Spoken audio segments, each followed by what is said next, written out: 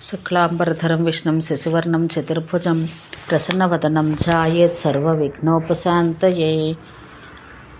ఆసన్న మృత్యు ప్రాయశ్చిత్తాలు, దశవిధ దానాలు, మృత్యు అనంతర కర్మలు, 6 పిండ దానాలు, దహన సంస్కారం, ముందు వెనక అస్థి సంచయనం, అనంతరం గృహంలో కర్మలు, దుర్మృత్యుగతి, నారాయణ బలి, పుత్తల దాహవిధి, పంచక మృత్యుకృత్యాలు. గరుత్మంతా, మనిషి తనకు తెలిసి కానీ తెలియక కానీ చేసే పాపాల నుంచి శుద్ధి నందడానికి ప్రాయశ్చిత్తం చేసుకోవాలి. విద్వాంసులు ముందుగానే పవిత్ర భస్మాది 10 స్నానాలు చేసి శాస్త్రోక్త విధిని అనుసరించి కృచ్రాది వ్రతాలు, వాటికి ప్రాతినిధ్యం వహించే గోదానాది క్రియలు ఏవి కుదిరితే అవి చేస్తారు. కొంతమంది పూర్తి ప్రాయశ్చిత్తాన్ని చేసుకోలేని వారు తమ గురువాజ్ఞ మేరకు అందులో సగాన్ని కానీ పావును కానీ శ్రద్ధగా చేసినా శుద్ధి కలుగుతుంది. ప్రాయశ్చిత్తం మాత్రం తప్పనిసరి. ఆ తర్వాత దశదానాలు ఇచ్చి పునీతులు కావచ్చు.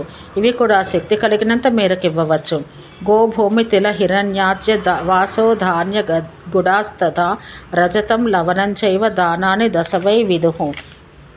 యమద్వారం వైపు వెళ్లే దారి అత్యంత దుర్గంధదాయకమై రక్తమాంసాలతో, చీము వంటి అసహ్యకర ద్రవ్యాలతో నిండి ఉంటుంది. ఆ మార్గంలో ఉన్న వైతరిణిని సులువుగా దాటాలంటే వైతరిణి అను వర్గానికి చెందిన గోవుని ఇవ్వాలి. ఈ గోవు యొక్క అంగాలన్నీ పొదుగుతో సహా నల్లగా ఉంటాయి. నదీ వైతరణీ తర్తం దజ్జాద్ వైతరణీం చగాం కృష్ణస్తనీ స కృష్ణాంగి సావై వైతరణీ స్మృత. నువ్వులు, ఇనుము, బంగారం, పత్తి, ఉప్పు, సప్తధాన్యాలు, భూమి, గోవు ఇవి తొలిదాని కంటే మలిదానంగా అదే క్రమంలో పరమ పవిత్రమైనవి.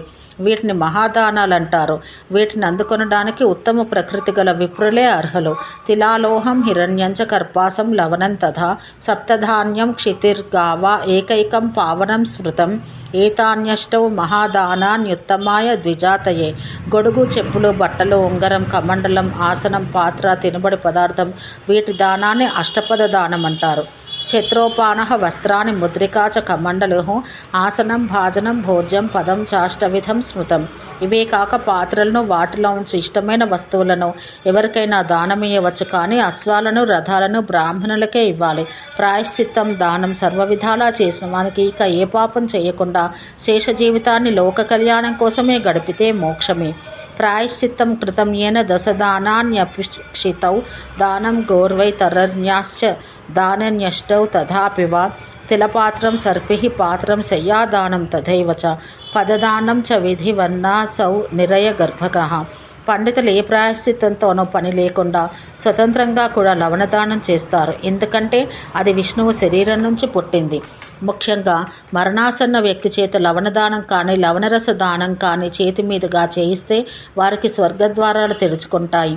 ఏ మనిషి ఎప్పుడే దానం చేసినా అది ఆ మనిషితో పాటే పరలోకానికి పోతుంది. అతని లేదా ఆమె కంటే ముందే పోయి యమధర్మరాజు వద్ద నిలబడుతుంది. ప్రాయశ్చిత్తం దానం చేసే మేలు ఊహాతీతం. ఓయి వైనతేయ, ఆవు పాలు అమృతమే. అందువల్ల పాలిచ్చే ఆవును దానం చేసే వారికి అమృతత్వం ప్రాప్తిస్తుంది. తిలాది కష్టదానాన్ని చేసిన వారికి గంధర్వలోక నివాసం కలుగుతుంది. యమలోక మార్గం అత్యధిక భీషణ తాపయుక్తం. ఛత్రదానం చేసిన వారిని ఆ పుణ్యం అక్కడ రక్షిస్తుంది. చెప్పులను దానం ఇచ్చిన వాడు ఒకవేళ అసిపత్ర వనంలో పడిన వాని కోసం అక్కడ గుర్రం స్థిరంగా ఉండి ఎక్కించుకుని ఆ వనం దాటిస్తుంది. అలాగే భోజన, ఆసన, బలపూర్ణ కమండలం దానాలు నరకంలో అక్కడకు రావచ్చు. యమదూతలు క్రోధాగ్నులు వెలుగెక్కుతూ మహాభయంకరంగా ఉంటారు. కొందరు నల్లగా, కొందరు పచ్చగా ఉంటారు. వారు కనబడగానే సగం ప్రాణాలు పోతాయి. అయితే ఉదారంగా వస్త్ర ఆభూషణాదులు విరివిగా దానం చేసిన వారు ఏవో కొన్ని పాపాలు చేసిన యమదూతలు వారికి పెద్దగా కష్టాన్ని కలిగించరు. తెల్లలతో నింపిన పాత్రను బ్రాహ్మణునికి దానం చేసిన వారి మనోవాణికాయలతో చేసిన పాపాలన్నీ నశిస్తాయి. ఘృతపాత్రను దానం చేసిన వారు దేహాంతంలో రుద్రలోకాన్ని చేరుకుంటారు. సర్వసాధనయుక్తమైన శయ్యను బ్రాహ్మణునికి దానం చేసిన వారు స్వర్గలోకంలో అప్సరసులతో అమరావతి నగరంలో 60,000 సంవత్సరాల పాటు వివిధ సుఖాలనిచ్చే విమానాలలో విహరిస్తూ సుఖంగా నివసిస్తారు. తర్వాత భూమిపై మహారాజుగా జన్మిస్తారు. చక్కని నిర్దిష్టము, మిక్కిలి బలిష్టము అగు గుర్రాన్ని బ్రాహ్మణునికి దానం చేసిన వారికి స్వర్గలోక ప్రాప్తి ఉంటుంది. ఆ గుర్రానికి ఎన్ని రోమాలుంటాయో అన్నేళ్ల పాటు ఆ దాత స్వర్గంలో ఉంటాడు. 4 గుర్రాలు పోంచిన రథాన్ని మొత్తంగా బ్రాహ్మణునికి దానం ఇచ్చిన వారికి రాజసూయ యజ్ఞం చేసిన పుణ్యం దక్కుతుంది. బ్రాహ్మణునికి సర్వభోజన సామగ్రితో కూడిన ఇంటిని దానం చేసిన వారి వంశం ఎన్ని వేల ఏళ్లైనా నిలబడే ఉంటుంది. అది ఐశ్వర్యాది సుఖాలతో. మృత్యువాసనమైనప్పుడు యథావిధిగా సన్యాసం స్వీకరించిన వానికి పునర్జన్మ ఉండదు. ఆసన్నమైన వాణ్ణి వాని కుటుంబ సభ్యులు ఏదైనా పవిత్ర తీర్థానికో పుణ్యక్షేత్రానికో తీసుకువెళ్ళగలిగితే వాని ప్రాణం అక్కడ పోతే వానికి ముక్తి లభిస్తుంది.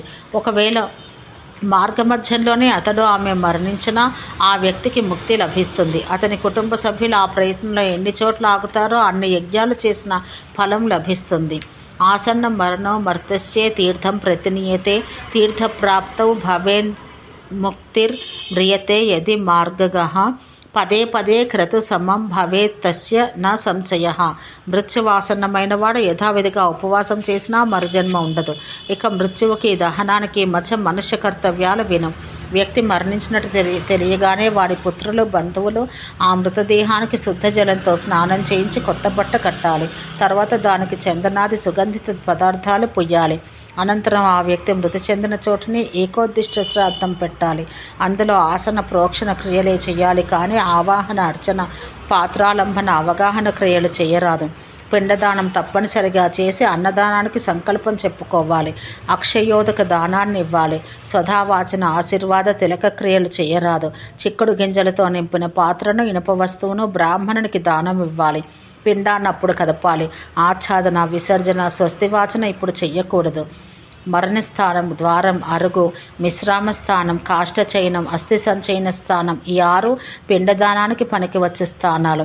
ప్రాణి మరణించిన చోట ఇచ్చే పిండాన్ని శవపిండం అంటారు. దీనివల్ల భూదేవి తృప్తి నందుతుంది. మిగిలిన స్థానాల్లో ఇలా ద్వారం పాందపిండం వాస్తుదేవత, అరుగు కేచర భూతాలు దేవగణాలు, విశ్రామస్థానం భూత 10 దిక్కులు, కాష్టచయనం సాధక రుద్రుడు, అస్థి సంచయం ప్రేతాలు. శవప్రేత సమయంలో పుత్రాది బంధువులు తిలలో కుశలో ఘృతం ఇంధనం తీసుకెళ్తూ యమగాథలు గాని వేదంలోని యమసూక్తాన్ని గాని గానం చేస్తూ శ్మశానం వైపు కదలాలి. ఆహార హర్నీయమానో గామక్షం పురుషం వృషం వైవస్వతో నతృప్యేత సురయాత్వివ దుర్మతి. ఇలాంటివే యమగాథలంటే. ఓం అపేతేతి ఇత్యాదిగా యజుర్వేదంలో ఉన్న మంత్రాలను యమసూక్తం అంటారు. శవాన్ని తీసుకెళ్తూ మార్గంలో ఇందాక చెప్పిన లాంటివి 2 శ్రాద్ధాలు పెట్టాలి. శ్మశాన భూమి చేరగానే శవాన్ని మెల్లగా నేలపై దించుతున్నప్పుడే దాని తల దక్షిణం వైపు ఉండేలా చూసి దించాలి. ఆ తర్వాత చితాభూమిలో మరొక మారు ఇందాకటి శ్రాద్ధం పెట్టాలి. శవదహనానికి మృతుల బంధువులే స్వయంగా గడ్డి కర్ర నువ్వులు నెయ్యి పట్టుకొని వెళ్ళాలి.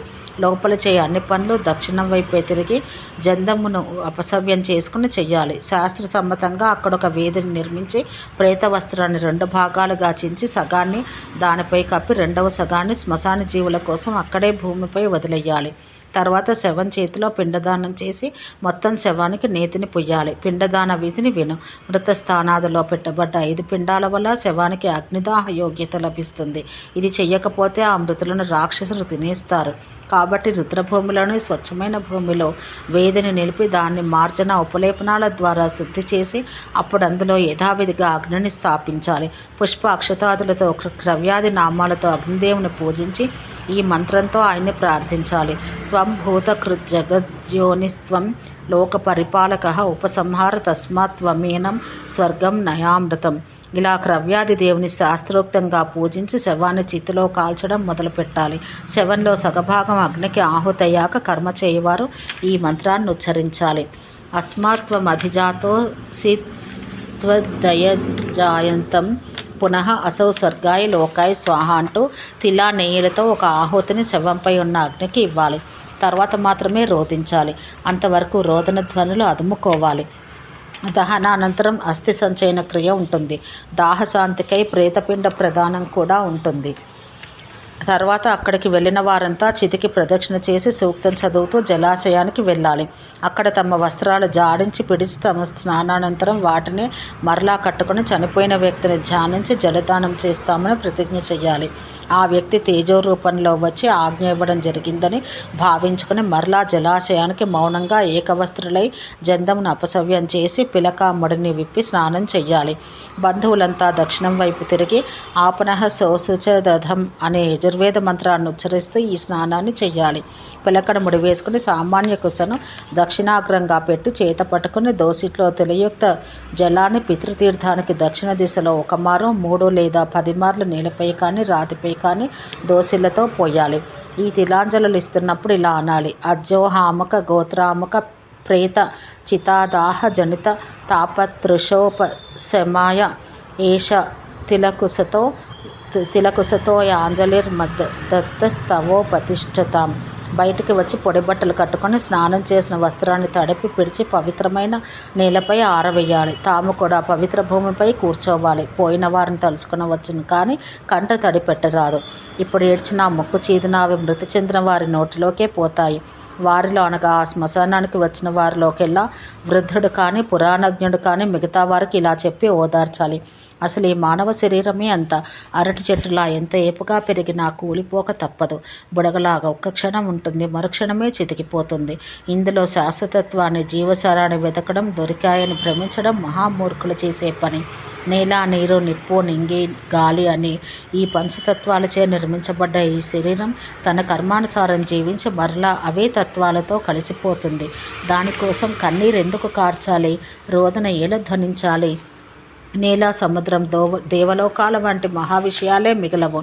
వాటి కాలం రాగానే భస్మమైపోతాయి. అలాంటిది నీటి మీద నురగలాంటి మనమనగా ఎంత, మన బతుకనగా ఎంత? ఈ మాటలు విని తాత్కాలికంగా ఊరట చెంది అంతా ఇళ్లకు మళ్ళాలి.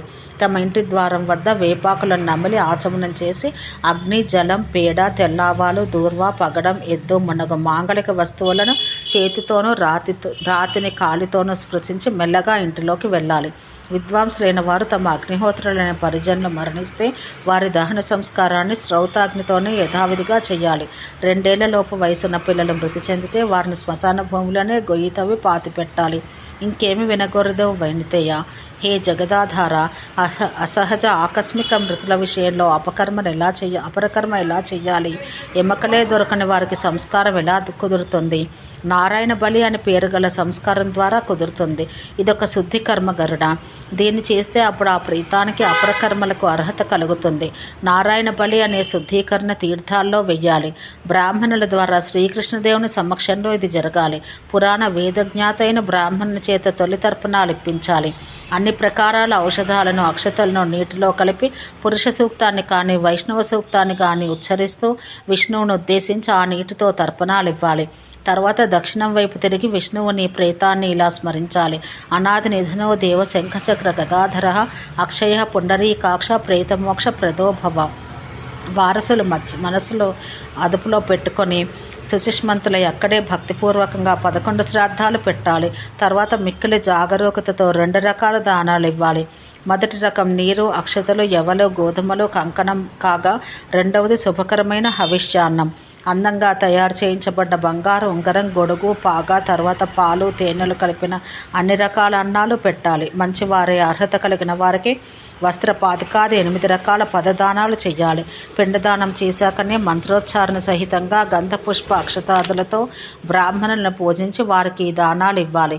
శంఖం, తామ్రపత్రాలతో వేరువేరుగా తర్పణాలు ఇవ్వాలి. తర్వాత మోకాళ్ళపై నిలబడి ధ్యానధారణ సంయుక్తంగా ఉద్దేశించబడిన దేవతలకు వేర్వేరుగా అర్ఘ్యప్రదానం చెయ్యాలి. పంచరత్నయుక్తాలైన 5 కుండలలో బ్రహ్మ, విష్ణు, రుద్ర, యమ, ప్రేత ఈ 5 దైవీ శక్తులను కుండకొకటిగా స్థాపించి ఉంచాలి. వీటినే కాక వస్త్రాన్ని, జందమును, పెసలను, పదదానాన్ని వేర్వేరుగా స్థాపించాలి. బ్రహ్మాది 5 దేవతలకు శ్రాద్ధ పూజలు యథావిధిగా చేసి శంఖం లేదా రాగి పాత్ర లేదా మట్టి కుండలో అన్ని ఔషధులతో యుక్తమైన తిలోదకాన్ని తీసుకుని ప్రతి పిండంపై జలధారనివ్వాలి. తెలలు నిండిన తామ్రపాత్రను దక్షిణతో, బంగారంతో, పదదానంతో ముఖ్య బ్రాహ్మణులకు ఇచ్చివేయాలి. యముని కొరకై దక్షిణ సహిత తిల లోహదానాన్ని వేరొక బ్రాహ్మణునికి ఇవ్వాలి. విష్ణువును ఉద్దేశించి ఈ విధంగా యథాశక్తి విధిపూర్వకంగా దానం ఇవ్వడం వల్ల, బలి ఇవ్వడం వల్ల మృత వ్యక్తి స్వర్గానికి చేరుకోవచ్చు. పాము కాటు కర్మ అనుబంధంలో చూడబడింది. తర్వాత పరమాత్మ గరుడుని ప్రార్థనపై కృచ్ర, తప్త కృచ్ర, శాంతపన్లములను ప్రాయశ్చిత్త వ్రత లక్షణాలు ఇలా ఉపదేశించాడు: త్రయహం ప్రాతస్త్రయహం సాయం త్రయహం మధ్యాదయా చితం ఉపవాసం త్రయహం చైవ ఏష కృచ్ఛ్ర ఉదాహృత. 3 రోజులు ప్రాతకాలంలోనూ 3 రోజులు సాయంకాలంలోనూ 3 రోజులు అయాచిత హవిష్యాన్నాన్ని మాత్రమే తిని 3 రోజులు పూర్తిగా ఉపవాసం క్రమంగా ఏ వ్రతంలో చేయబడుతుందో దాన్ని కృచ్ఛ్ర వ్రతం అంటారు. తప్త క్షీర ఘృతాంబూనాం ఏకైకం ప్రత్యహం పిబేత్ ఏకరాత్రోపవాసశ్చ తప్త కృచ్ఛ్ర ఉదాహృత. క్రమంగా ఒకరోజు వేడిపాలు, మరునాడు వేడి నెయ్యి, 3వ రోజు వేడి నీరు మాత్రమే స్వీకరించి 4వ రోజు రాత్రంతా ఉపవాసం చేస్తే అది తప్త కృచ్ఛ్ర వ్రతం అవుతుంది. గోమూత్రం, గోమయం, క్షీరం, దధి సర్పి కుశోదకం జగ్ధ్వాపరే నొప్పవనే తృష్ణం శాంతపనం చరన్. గోమూత్ర, గోమయ, గోదధి, గోదుగ్ధ, కుశోదకాలను క్రమంగా రోజుకొకటిగా అది మాత్రమే స్వీకరించి ఉండిపోయి 6వ రోజు నుండి కృచ్ఛ్రవ్రతాన్ని చేయడాన్ని శాంతపన వ్రతం అంటారు. ధనిష్ట పంచకాలలో మృతి చెందిన వారికి ఎలా దహన సంస్కారం చేయాలో చెప్తాను విను. ధనిష్ట నుండి రేవతి దాకా గల 5 నక్షత్రాల కాలాన్ని పంచక కాలం అంటారు. ఇది దోషపూర్ణమైన అశుభకాలం. ఈ కాలంలో మరణించే వారిని అలాగే ఉంచేసి ఈ కాలం దాటిన తర్వాతే దహనం చెయ్యాలి. మృతుల సద్గతికై తిల, గో, సువర్ణ, ఘృత దానాలు చెయ్యాలి. బ్రాహ్మణులకు అదనంగా భోజనాలు పెట్టి వస్త్రపాదుక, ఛత్ర, స్వర్ణముద్రలు దానం చేయాలి. దక్షిణలు కూడా ఇవ్వాలి. వారు మనపూర్వకంగా కర్మకాండను చేయిస్తే ఈ చెడు కాలంలో పోయిన వారి పాపాలు నశించి ఉత్తమ గతులు లభించే అవకాశం ఉంటుంది. ఓం శాంతి శాంతి శాంతి.